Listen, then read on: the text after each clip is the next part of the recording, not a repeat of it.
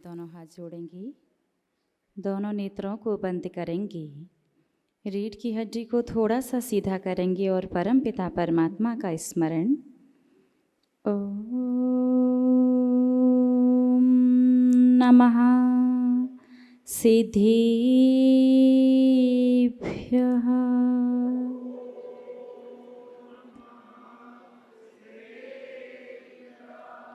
ओम नमः सिद्धेभ्यः।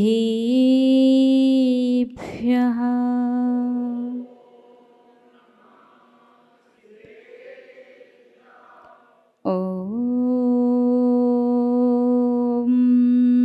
नमः सिद्धेभ्यः।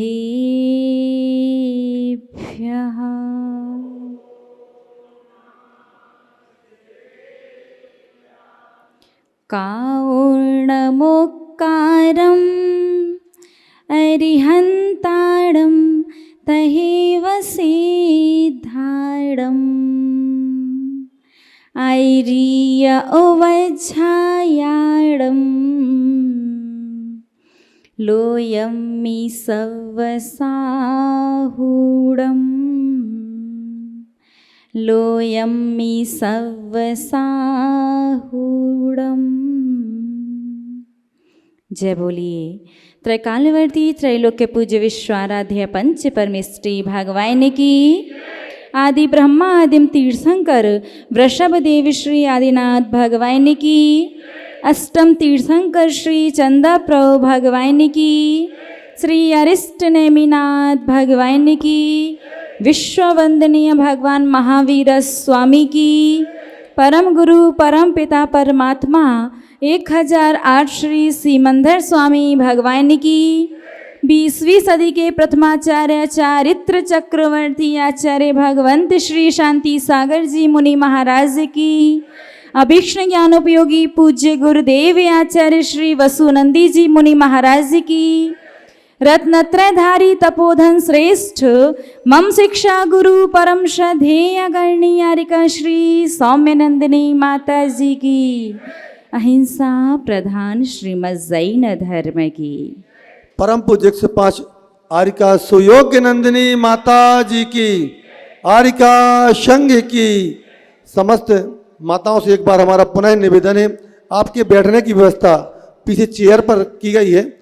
आप लोग बीच में स्टूल रख लेती हैं, पीछे वाली महिलाओं को नहीं दिखेगा, इसलिए आप व्यवस्थित बैठ जाएं। जिनको स्टूल पर बैठना है साइड पर या पीछे चेयर पर बैठ जाएं। बंदाई माता जी।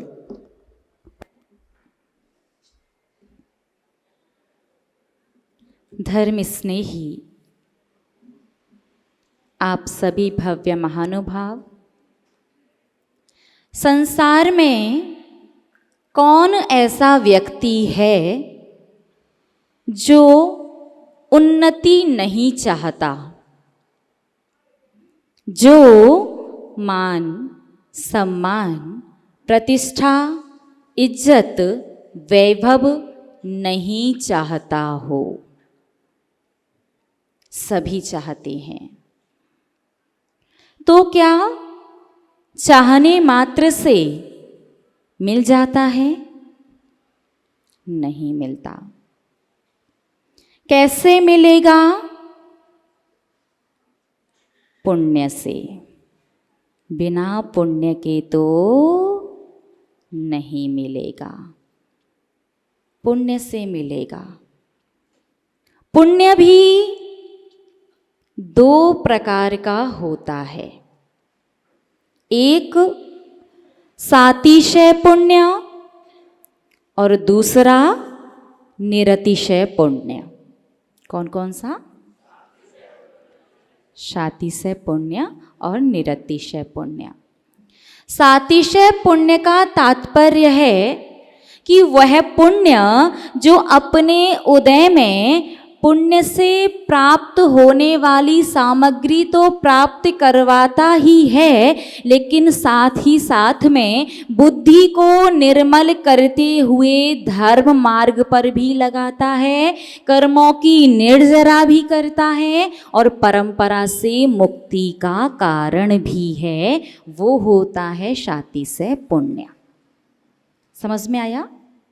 दूसरा, निरतिशय पुण्य, अर्थात वो पुण्य जो अपने उदय में पुण्य से प्राप्त होने वाली विषय सामग्री तो प्रदान करता है, लेकिन साथ ही साथ में बुद्धि को भ्रष्ट कर देता है, पाप की ओर अग्रसर कर देता है और आगे चल के दुर्गतियों की यात्रा करवाता है। वो होता है निरतिशय पुण्य।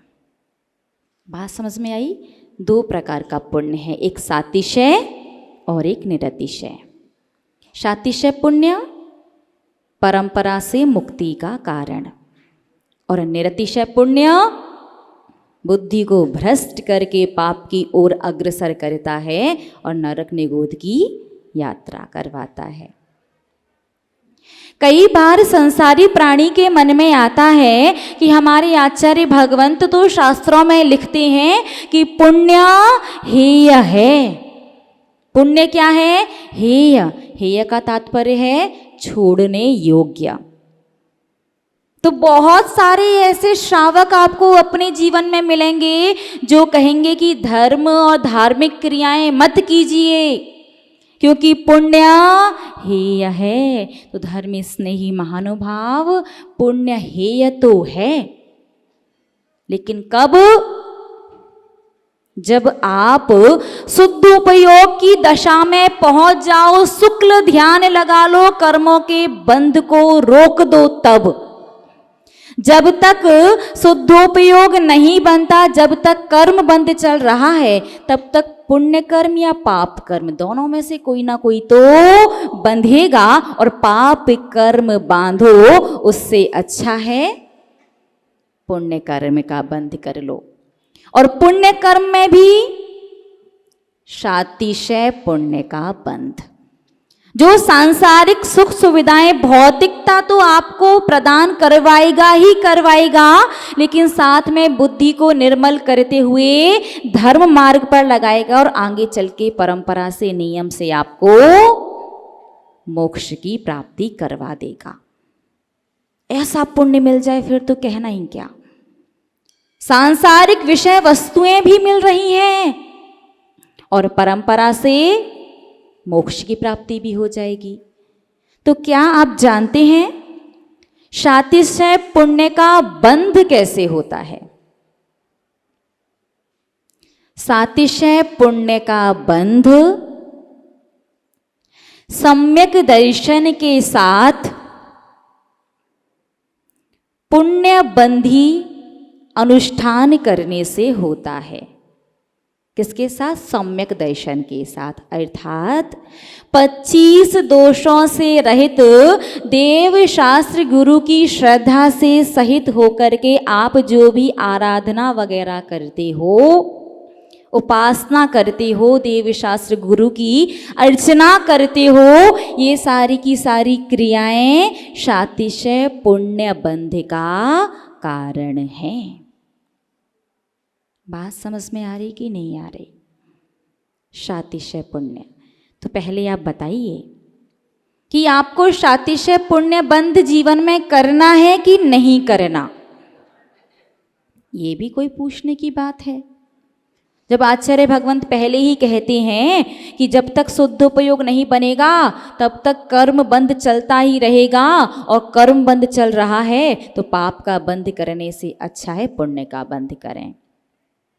बहुत से श्रावकों के मन में ये प्रसंग, ये प्रश्न आता है कि हम पुण्य क्रिया भी नहीं करेंगे और पाप किए बिना भी रह सकते हैं। तो धर्म स्नेही महानुभाव, यदि आपको ऐसा लगता है कि आप बिना पुण्य किए पाप की ओर नहीं जाओगे, आपका काम चल रहा है, तो गलत फहमी है आपकी। हमेशा ध्यान रखो, पुण्य कार्य करना पड़ता है और पाप अपने आप हो जाता है। आदत दूध पीने की डालनी पड़ती है, शराब की ओर तो व्यक्ति अपने आप पहुंच जाता है। शराब की आदत अब आपने कभी सोचा है क्या कि रोज एक एक घूंट पी करके किसी ने शराब पीने की आदत डाली हो? एक बार कभी शौक में पी, एक बार कभी मन किया टेस्ट की, और उसके बाद वो शौक आदत कब बन गया पता ही नहीं चला। तो आदत किसकी डालनी पड़ती है? पुण्य की, अच्छे कार्यों की। पाप तो अपने आप हो जाता है।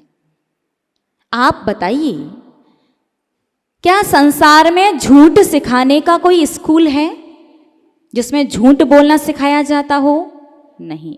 और संसार का कोई एक व्यक्ति ऐसा बता दीजिए जिसने जीवन में कभी कोई झूठ ना बोला हो। यहां तक कि अपन बात करें साधुओं की, जो अभी साधु बन गए, उससे पहले जब वो गृहस्थ में थे तो शायद झूठ का तात्पर्य कोई बहुत बड़ा नहीं, छोटा सा सामान्य सा। जैसे बच्चे खेल रहे होते हैं, पापा को देखा, दौड़ के घर पर आ गए और पुस्तक लेके, लगभग ऐसा लगता है आप लोगों के साथ, है ना? सब अनुभव से बता रहे। लेके बैठ गए, पिताजी ने पूछा, बेटा पढ़ रहा था। सबने बोला ना। यद्यपि ये कोई बहुत बड़ी बात नहीं, लेकिन झूठ तो झूठ होता है। कहने का आशय ये है कि झूठ सिखाने का कोई स्कूल नहीं होता, फिर भी सबको आता है। और सत्य सिखाने के लिए बार बार प्रयास करना पड़ता है। झूठ की आदत तो ऐसी हो गई है, यहाँ आप बैठे हुए हैं, मन में कुछ भी कितना भी चल रहा हो, कोई आपसे बात कर रहा हो ना, तो मन कहीं और है, तन कहीं और है, ध्यान कहीं और है ना, तो भी आप आराम से झूठ बोल सकते बिना किसी तैयारी के।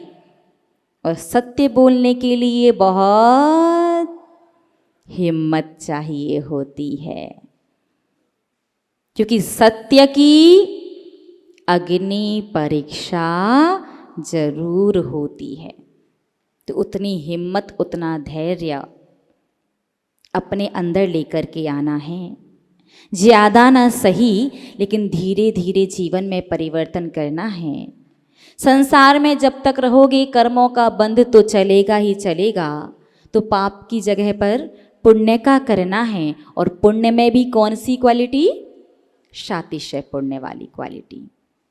शातिशय पुण्य का बंध सम्यक दर्शन के साथ, जो अनुष्ठान इत्यादि किए जाते हैं, उनसे सातिशय पुण्य का बंध होता है। अनुष्ठान का तात्पर्य भगवान का दर्शन, अभिषेक, पूजन, ये सारी चीज़ें उसी में आएंगी। अभी 16 कारण पर्व चल रहे हैं।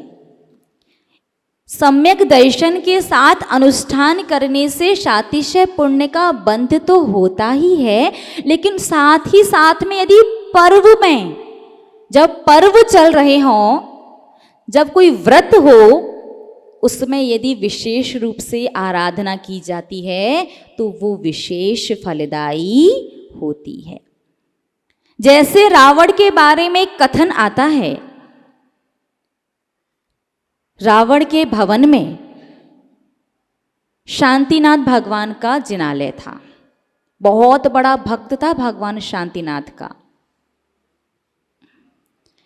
तो रावण ने 16 दिन के शुक्ल पक्ष में भगवान शांतिनाथ की आराधना की।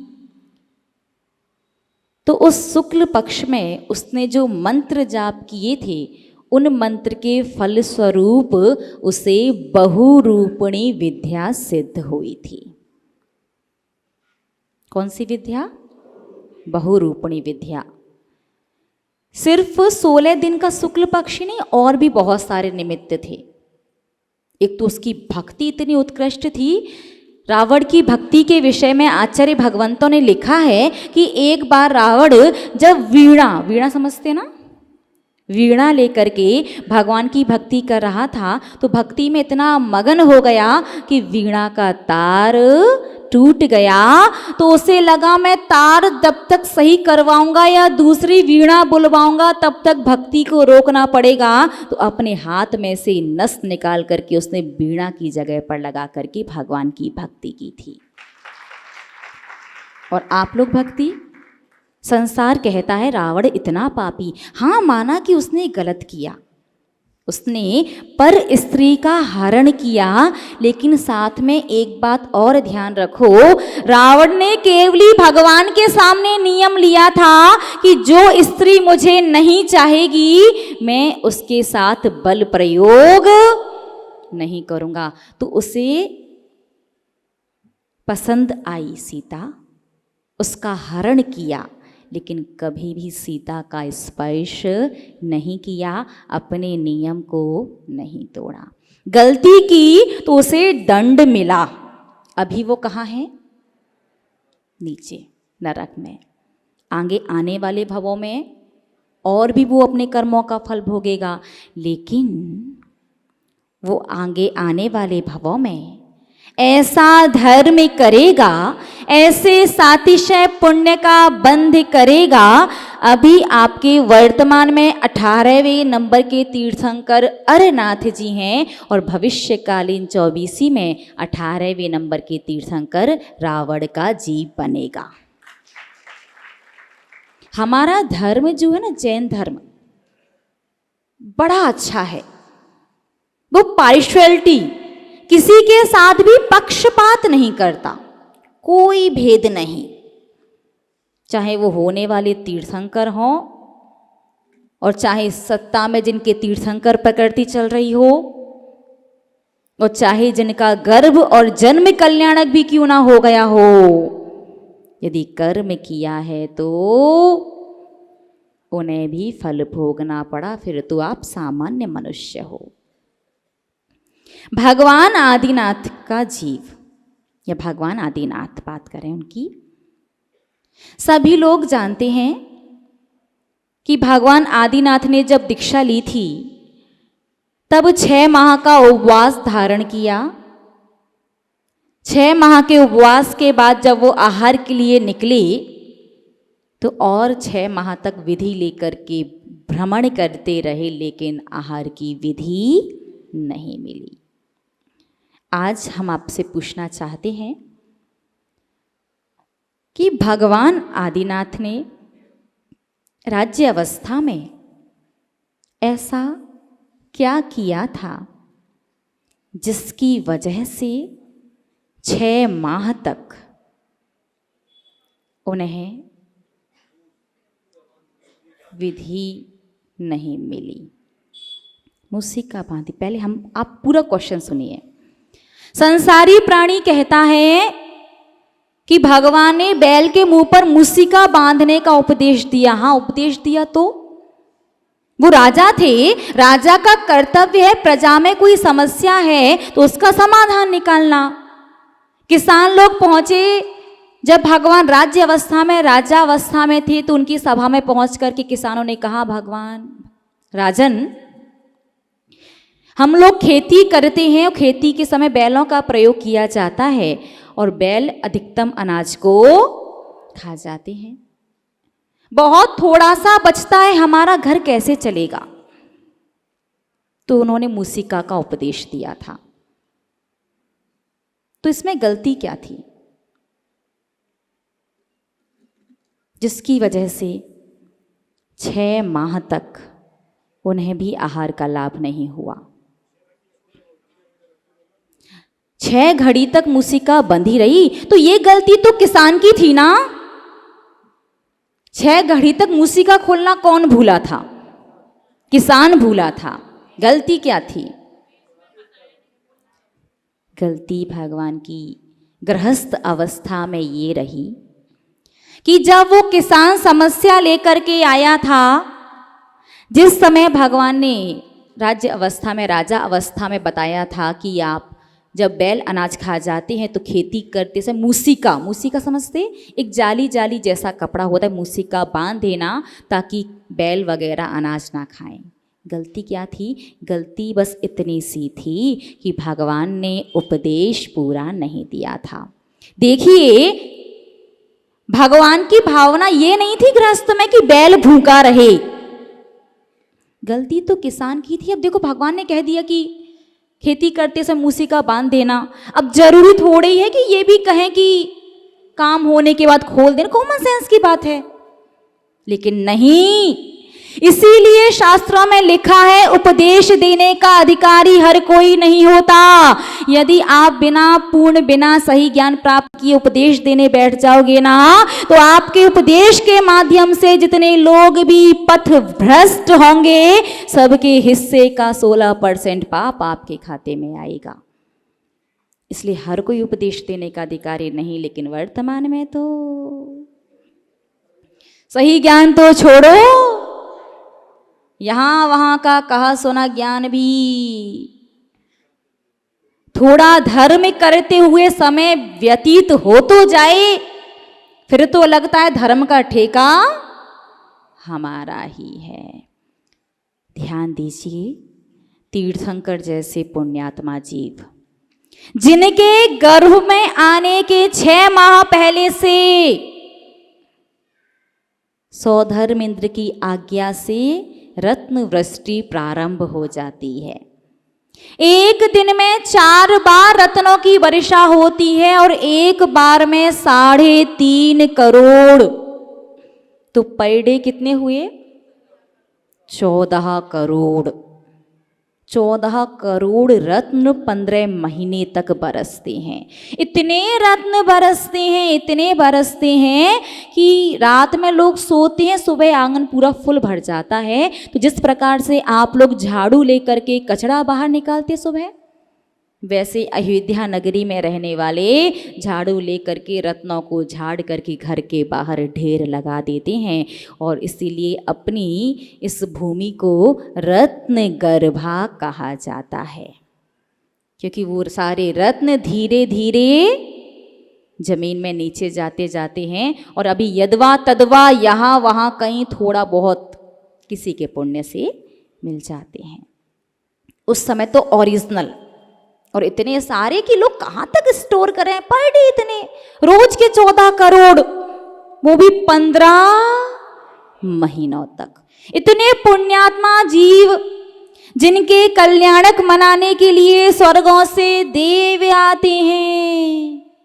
सौधर्म इंद्र जिनके जन्म कल्याणक के समय तांडव नृत्य करता है और आनंद नाम का नाटक कौन सा? आनंद नाम का। और नृत्य कौन सा? तांडव नृत्य। जिनके साथ 24 घंटों किंकरों की तरह, नौकरों की तरह देव लोग रह करके जिनकी सेवा करते हों, कर्मों ने उन्हें भी नहीं छोड़ा। आप राज्य अवस्था में थे, आपका कर्तव्य था प्रजा के कष्ट को, तकलीफ को दूर करना। आपका उद्देश्य नहीं था बैल को भूखा रखना, लेकिन उपदेश पूरा नहीं दिया। गलती पूरी किसान की थी। किसान की गलती क्या थी? खेती होने के बाद भी उसने 6 घड़ी तक बैल के मुंह से मूसिका नहीं खोली। 6 घड़ी का तात्पर्य, 1 घड़ी का मतलब 24 मिनट, 6 घड़ी का मतलब 2 घंटे 24 मिनट। 2 घड़ी होती है 48 मिनट की, 1 घड़ी 24 मिनट की होती है। अंतर मुहूर्त है जो 48 मिनट का होता है।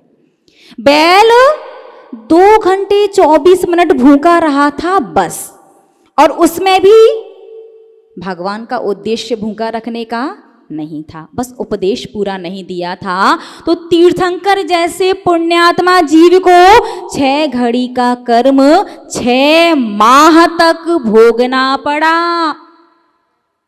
6 घड़ी का कर्म कितना मल्टीप्लाई हो गया, कौन सी ब्याज लग गई, समझ पा रहे हो? और वो भी कितने पुण्यात्मा जीव को? तीर्थंकर प्रकृति जिनकी सत्ता में बैठी हुई है, तीर्थंकर जैसे पुण्यात्मा जीव को, चरम शरीरी।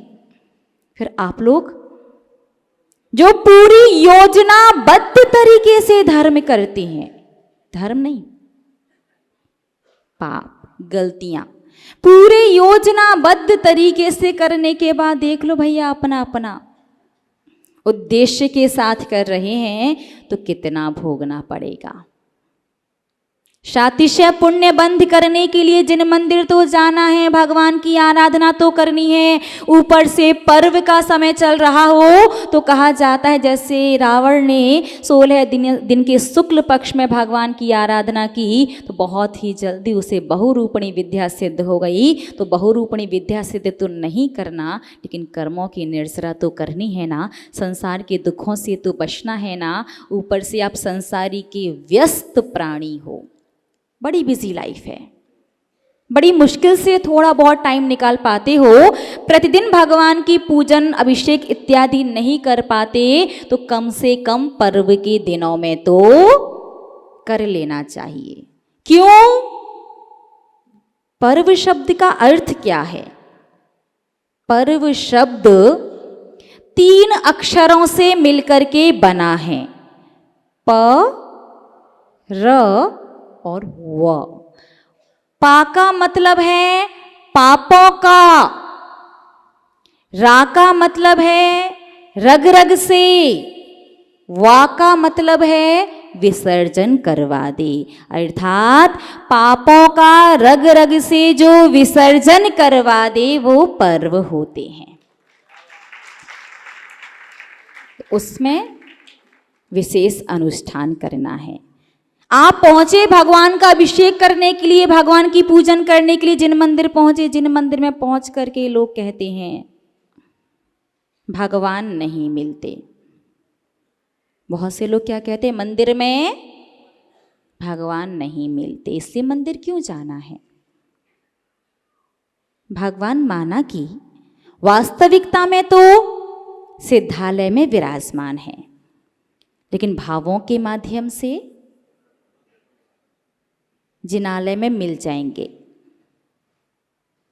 लेकिन कब मिलेंगे? जब भगवान को आप SMS करोगे। आपने किया क्या SMS भगवान को?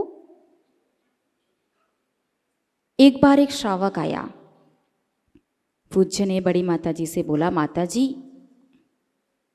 भगवान नहीं मिलते हमें कहीं भी। माता जी ने कहा, हाँ भैया, वास्तविकता में तो भगवान सिद्धालय में विराजमान है, लेकिन भावों के माध्यम से आप अपने अंतर मन में और मंदिर में जाकर के भगवान से मिल सकते हैं। तो उस व्यक्ति ने पूछा, मंदिर में तो मैं प्रतिदिन जाता हूं फिर भी नहीं मिलते। माता जी ने कहा, नहीं मिल रहे हैं भैया, तो ऐसा करो SMS कर दो भगवान को। तो व्यक्ति ने कहा, नंबर बताओ। क्या कहा? नंबर बताओ। जब नंबर पता होगा तभी तो SMS करेंगे। तो माता जी ने बड़ा सुंदर व्याख्यान किया, हम आपको बताते हैं। माता जी ने कहा, पहले SMS का मतलब तो समझ लो। SMS, S यानी सच्चे, M यानी मन से, S में यानी स्मरण। सच्चे मन से स्मरण करोगे तो भगवान मिल जाएंगे। तो अब क्या करना है? भगवान ना मिले तो बोलिए ना, SMS करना है, सच्चे मन से स्मरण करना है, भगवान मिल जाएंगे। पर्व के दिनों में अनुष्ठान करने के लिए जिन मंदिर पहुंचे आप, क्योंकि सोच लिया है शातिशय पुण्य का बंध तो करना ही है, ताकि सांसारिक विषय वस्तु भी मिले, बुद्धि भी निर्मल रहे, पापों की निर्जरा भी हो जाए और परंपरा से मोक्ष भी मिल जाए। अब जाते तो जिन मंदिर में आप भगवान की आराधना अर्चना उपासना के लिए हो, लेकिन मंदिर में जा करके और क्या चल रहा है, किसका फंक्शन कब हुआ था, किसने व्यवहार में क्या बांटा, उसकी क्वालिटी कैसी थी, सारी चर्चाएं आप लोग जानते हैं। जिन मंदिर का पहला नियम ही यह होता है कि मंदिर में धार्मिक चर्चा के अलावा सांसारिक वार्तालाप नहीं करना चाहिए। कम से कम कुछ समय के लिए तो मत कीजिए। जब आप भगवान के सामने खड़े होकर के उनके दर्शन कर रहे हैं, उनके सन्मुख बैठ कर के पूजन कर रहे हैं, कम से कम उतने समय तक चर्चा करनी है। थोड़ा सा साइड से बाहर से आकर के चर्चा कर लीजिए, क्योंकि मंदिर में धार्मिक चर्चाओं के अलावा सांसारिक चर्चाएं यदि संसारी प्राणी करता है, राग द्वेष की चर्चा यदि सांसारिक प्राणी करता है, तो सांसारिक चर्चाएं करने से मंदिरों का अतिशय धीरे धीरे कम होने लगता है। क्या होता है? मंदिरों का अतिशय धीरे धीरे कम होने लगता है। ये तो एक बात हुई। इससे संसारी प्राणी को क्या घाटा है? मंदिर का ही अतिशय तो कम हो रहा है। मंदिर कौन सा? हमारा है, वो तो समाज का है। सच में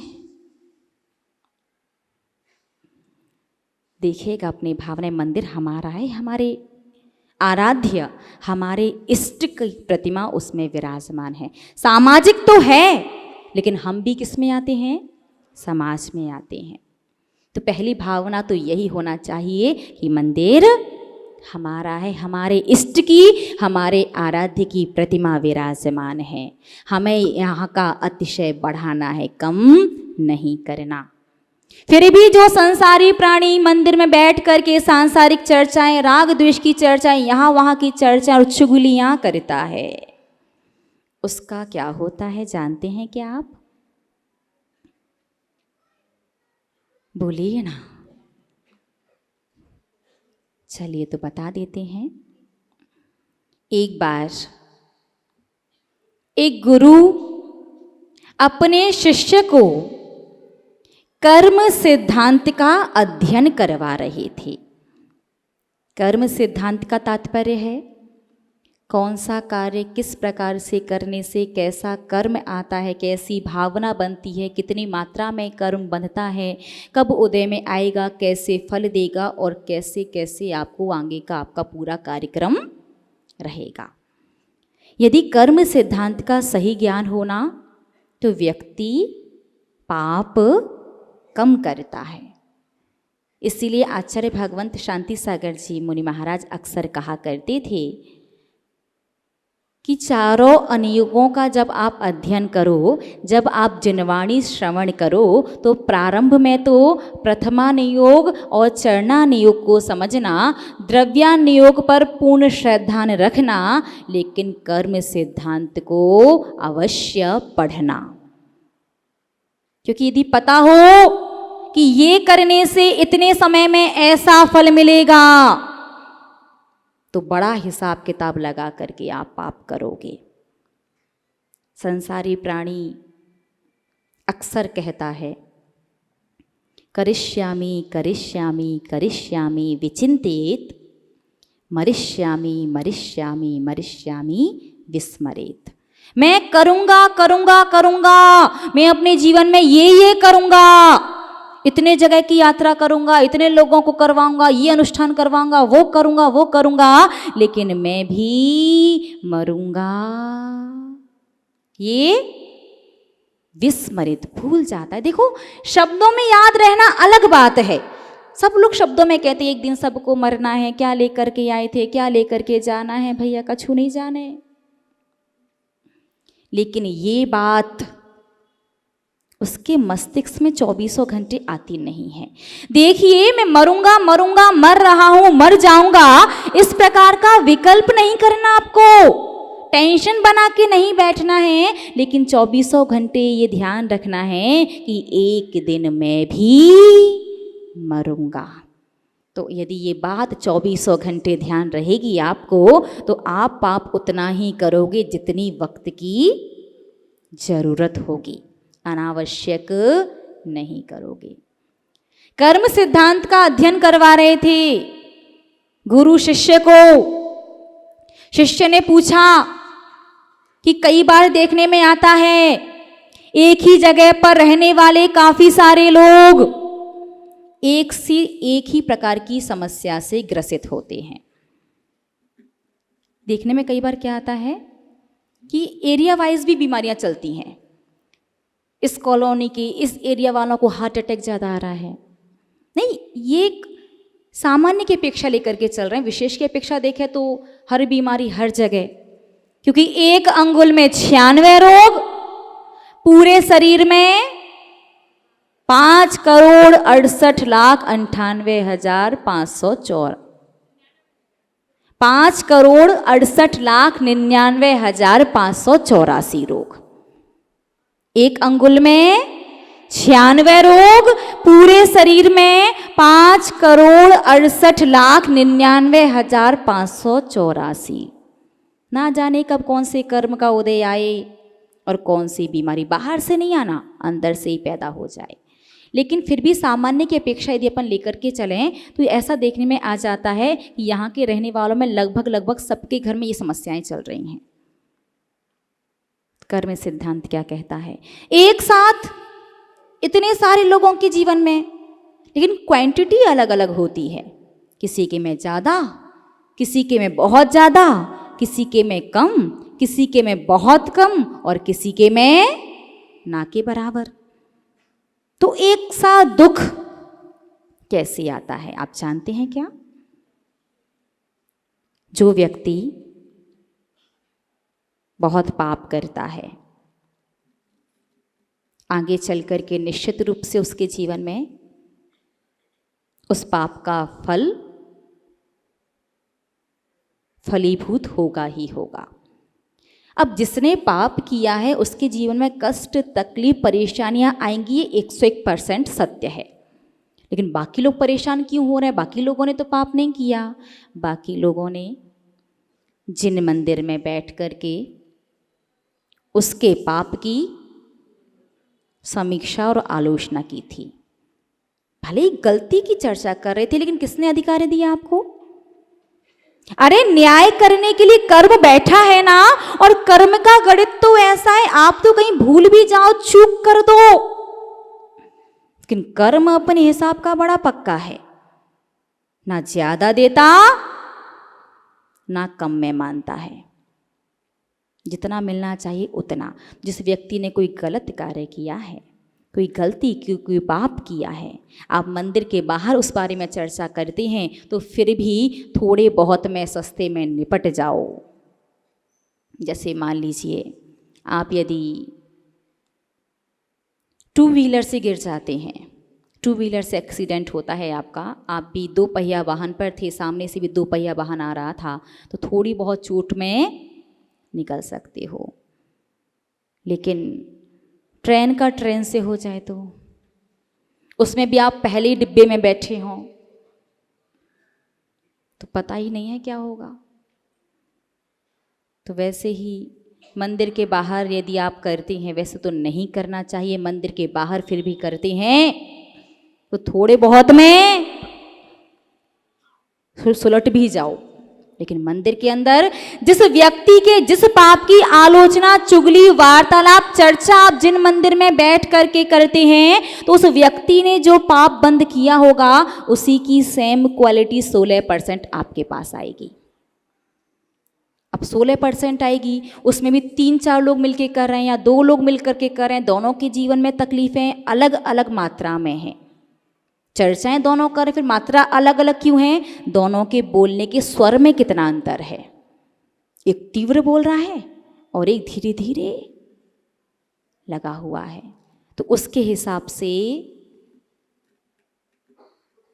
कर्म कम या ज्यादा। और उसमें भी फिर आप जो बोल रहे हैं, जोर से बोल रहे हैं, आपका अभिप्राय क्या है कि भैया मैं तो बहुत बड़ा खुद को सही और दूसरे को हमेशा नीचे दिखाने का अभिप्राय है। अपने दुर्गुण नहीं दिखते, सामने वाले के पर के देखते हैं। समझ में आया? नहीं हो तो ढूंढो, कहीं से कुछ तो मिलेगा। मुझे बताओ, आपको किसी में दुर्गुण दिख भी जाए, मिल भी जाए, उसके दुर्गुण से, उसके सुगुण से आपको क्या लाभ और हानि है? कभी किसी के अच्छे गुणों की चर्चा तो नहीं करोगे। चर्चा करने का तरीका भी ऐसा होता है, हम वहां गए थे, वहां कहीं गए थे,